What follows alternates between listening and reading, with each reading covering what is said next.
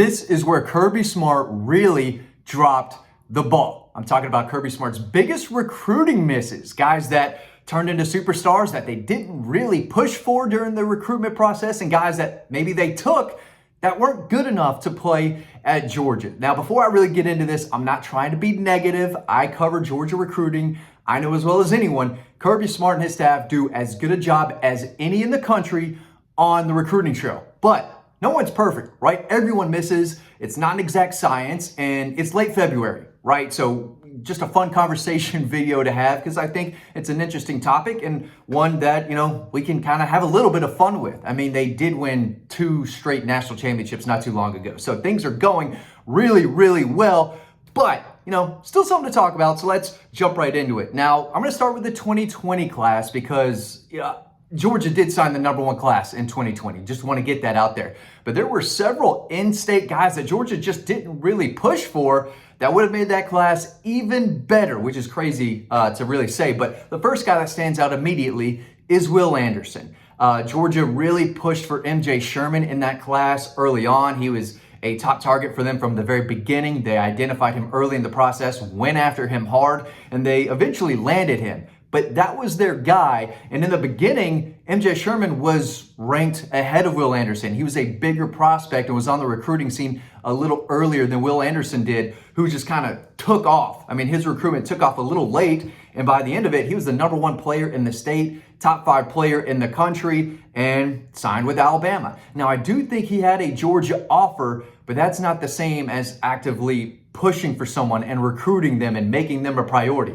They didn't make Will Anderson a priority, a kid from Dutchtown, right, Dutchtown High School, Hampton, Georgia, south of Atlanta. That was an in-state kid who was an absolute superstar. They didn't know it at the time that they were recruiting MJ Sherman, but as it turns out, years later, you can say, okay, yeah, they missed on Will Anderson, and MJ Sherman obviously did not work out. So that was a pretty big miss, but at the end of the day, Georgia went on to win 2 straight national titles after that class. So say what you want. Another guy in that class from the state of Georgia that the Dogs didn't really push for, from what I gathered, was Brian Branch, who is now a star safety for the Detroit Lions, had an outstanding career at Alabama. He was out of Sandy Creek High School, Metro Atlanta. He was a 4-star, #6 prospect in the state at safety, and there was just never a whole lot of traction between him and Georgia. Again, I think he had an offer. I think he may have visited a couple times, but he was never a priority for him, and he would end up going to Alabama. Georgia signed Major Burns and Darren Branch at the safety spot instead of him. Not great considering both those guys were out-of-state guys who didn't do anything at Georgia and would transfer pretty early in their career, whereas Brian Branch, who was an absolute stud, ended up at Alabama. Then you have Jahmyr Gibbs. Now, Jahmyr Gibbs probably, I think he had a Georgia offer late in the process, but I remember reaching out to him when he was committed to Tech, and I think Georgia at the end was pushing for him. And he was like, yeah, I'm not really hearing from them. I'm not hearing from Georgia. I'd like to take a big visit, but there's just not a whole lot of communication. So that's what he told me. The story could be different behind the scenes, but he ended up signing with Georgia Tech and then transferring to Alabama. Was always really good and explosive kid out of Dalton in North Georgia, and now he's one of the best running backs in the NFL. He was a 4-star, #5 prospect in the state when the final rankings came out. Of course, Georgia took Kendall Milton that summer and then took Daijun Edwards kind of later in the process. But Jahmyr Gibbs was better than both of them and has proved it in college and at the NFL level. So that was a miss as well. Josh Downs is another one. I think that was the 2018 class. I thought I had it in my notes. I don't know. 2020 class. He was out of North Gwinnett. I saw him play a ton. They won a state championship. I was there to watch Warren Erickson, who signed with Georgia. He was on that offensive line at North Gwinnett. Josh Downs was crushing teams week after week after week. A lot of people thought he was too small. He went to North Carolina, tore it up. Now he's with the Indianapolis Colts, having an outstanding career early on. He was a 4-star, #15 prospect in the state. Georgia signed Jermaine Burton, Marcus Rosemy-Jacksaint, and Ladd McConkey in that class. So, they didn't miss with Ladd. That was a 3-star that no one else wanted, but Georgia turned out to be an absolute stud, obviously. I'd say he's better than Josh Downs, but Josh Downs is better than Jermaine Burton and Marcus Rosemy-Jacksaint. So they missed on Josh Downs, no doubt about it. In the 2018 class, Rashad Bateman, he was a wide receiver out of Tift County that Georgia offered late. I do remember that. He had an offer late, but he was committed to Minnesota at the time, stuck with that commitment, signed with the Gophers, ended up having a really good career up there, and then was a first-round pick by the Baltimore Ravens. And if you don't follow the NFL, he's pretty good for the Ravens. He's having a nice career too. So that was a miss. He was a 4-star, number 23 in the state. They took Karis Jackson and Tommy Bush in that class. And of course, Rashad Bateman's better than both of them. So that was a guy that they didn't identify early in the process or even in the middle. They offered him late from my notes, and it just didn't work out. So they missed there. J.C. Horn out of Alpharetta. He was a 3-star cornerback, number 41 in the state in that 2018 class. Yeah, 2018 class.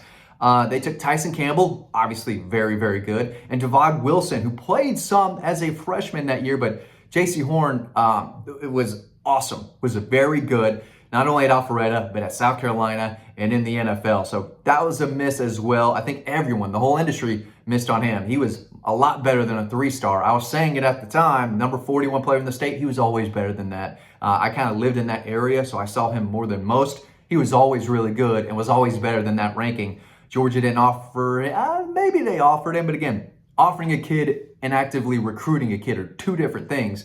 And they didn't really do that with J.C. Horn, so that was a miss. Chigo Okonkwo, a tight end in the 2018 class. He was a 3-star out of Hillgrove High School, number 53 overall. They signed Luke Ford instead. Did not work out. He had the whole, I think it was an injury. He tried to transfer to Illinois. I forgot what happened, but it didn't work out. Chigo Okonkwo was a Cobb County kid that was really good, but he was just a 3-star. And again, number 53 overall in the state, which is solid.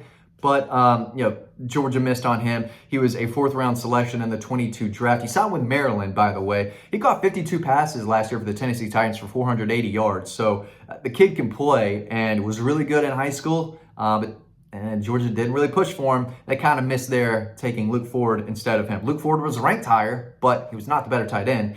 So those are just a few in-state guys. It's hard to say that they missed on an out-of-state guy, right? But in-state guys who are really good, just a few names that Georgia really didn't push for that probably should. Now, some guys that they took, but they should not have taken. Let's talk about that list. Tyler Simmons. Let's talk about Tyler Simmons real quick, because he was in Kirby Smart's first class. Kirby Smart got the job. He wanted to flip a guy from Bama. He wanted to get the ball rolling on the recruiting trail. Tyler Simmons was not good enough to play at Alabama. He was not good enough to play at Georgia. He could run fast straight. He could run fast in a straight line. That's what he did. He was not great at catching the football. He was not great at receiving punts. He couldn't change directions. He just wasn't a good football player. I'm not trying to be mean, but it is what it is. And that guy made a lot more mistakes than big plays at Georgia. However, he did have the biggest punt block in Georgia football history, but he was called offsides. He wasn't. He was onside, and that was probably still might be the worst call I've ever seen made in a college football game. Everyone will forget about it, but Georgia fans, but Tyler Simmons was onside 100%. That was a game changer. Anyway, other than that, Tyler Simmons just wasn't that good. They probably should have pushed for Quintez Cephas. My guy out of Macon, Stratford Academy. I saw him play basketball. That dude could absolutely hop. Great athlete. He signed with Wisconsin and was drafted by the Detroit Lions. He was a better player than Tyler Simmons was, and there's no doubt about it. But they took Tyler Simmons, and they shouldn't have. D'Angelo Gibbs is another one. I'll tell a quick story here. I went to try to go watch him and Chad Clay play at Peachtree Ridge one time. Chad Clay's a nobody, but he was committed to Georgia at the time. They shouldn't have been offering that kid either. But neither one played. I was a young kid at the time. I was just starting. I should have asked the coaches, hey, are 2 of your best players playing in this big region game against North Gwinnett? I assumed they were both playing. I drove over there. Neither one of them was playing. I never saw D'Angelo Gibbs play in high school. There was always something wrong. He was a good player when he played. He was ranked pretty high. I think he was a 5-star in that 2017 class for a little bit. He just wasn't a good football player, and he never should have been signed by Georgia. He was not good enough. Now, a guy that I missed on was Clay Webb in that 2018 class. Every camp combine I saw, Clay Webb just crushed it, dominated. There's a reason Sam Pittman went after him and recruited him and landed him, right? He was outstanding in high school. Just the ideal center slash guard prospect. I was really high on him. Turns out he wasn't really all that great, and he wasn't good enough to play at Georgia. I missed on him, and so did everyone else. I think he ended up playing at Jacksonville State somewhere, but that was the guy. Hindsight, Georgia thought he was good. I thought he was good. Turns out he wasn't. Jalen Kimber in the 2020 class, probably a guy they should not have gone after. Again, just wasn't very good. 4-star, number 71 overall, kind of long, athletic. They signed him out of Texas. He hit the portal early in his Georgia career. I think he ended up at Florida, maybe a couple other places, but a guy that I thought was pretty good, and I know people around Georgia thought he was pretty good. Turns out he wasn't. Probably should have used their resources to find someone better. And then another guy, hand up, I got it wrong. I have no problem admitting when I'm wrong, right? Everyone's wrong here and there as it comes to recruiting. It's not an exact science. But Nyland Green in that 21 class, he was a 5-star corner, number 2 cornerback in the country, number 3 player in the state of Georgia. I thought he had the potential to be a multi-year starter at Georgia. Turns out Kamari Laster was a lot better than him and said, "No, dude, this is my spot. I'm taking that cornerback spot." And he ran with it. Nyland Green had to bounce. I don't know if he's at Purdue, somewhere else, but that was the guy that I thought could be one of the next great Georgia corners. And he wasn't. He did not have that dog in him. I thought he had the dog in him. He didn't have that dog in him. Kamari Laster had that dog in him. And Kamari Laster was a lot better. Took that spot, and Nyland Green had to bounce. So, again, I'm not trying to be negative because Georgia does it better than everyone else, but, everyone misses, right? Everyone misses. And every once in a while, Kirby Smart and his staff will miss as well. So just a few players that probably would have made Georgia better, but at the end of the day, they've got trophies.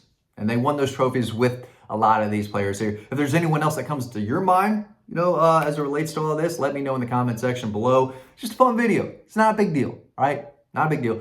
Thanks for watching. I hope you kind of learned something, and I'll see you over on the website.